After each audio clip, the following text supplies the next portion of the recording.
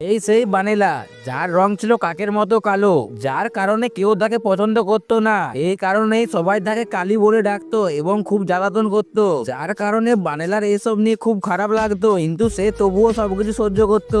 বানেলা সারাদিন একটি মেডিকেলের দোকানে কাজ করতো, কিন্তু একদিন একটা লোক আসে আর বানেলার ছবি তুলে সোশ্যাল মিডিয়ায় আপলোড করে দেয়। বানেলার ছবি একজন ফিল্ম ডিরেক্টরের খুব পছন্দ হয়, এই কারণে সে তাকে তার ছবিতে একজন নায়িকার প্রস্তাব দেয়। এই সুযোগ পাওয়ার পর বানেলা খুব খুশি হয় এবং এই খুশিতে সে সেই লোকটিকে প্রস্তাব দেয়, যার কারণে সে ছবির নায়িকা হয়ে ওঠে। কিন্তু ওই লোকটিও তাকে কালি বলে আর অন্য মেয়েকে বিয়ে করে নেয়। এই সব দেখার পর বানেলা তার কালো ভাব দূর করার জন্য একজন ডাক্তারের কাছে যায়। ডাক্তার তার মুখটাকে দুধের মতো সাদা করে দেয়, কিন্তু ডাক্তার বানেলার মুখ সাদা করার প্রক্রিয়াটি একটি বইয়ে ছাপিয়ে অনেক জায়গায় বিক্রি করেন, যার কারণে অন্য মেয়েরা তার হাসপাতালে এসে মুখ সাদা করতে পারে। বানেলা যখন এই কথা জানতে পারে তখন সে সরাসরি ডাক্তারের কাছে আসে এবং তার সম্পর্কে অভিযোগ করে, কিন্তু ডাক্তার তাকে কালি বলে এখান থেকে বার করিয়ে দেয়। এই অপমানের পর বানেলা এখন এমন একটি ওষুধ তৈরি করে যা খুবই বিষাক্ত, কারো উপর প্রয়োগ করার পর তার রং কালো হয়ে যায়, এরপর সে সেখানেই মারা যায়।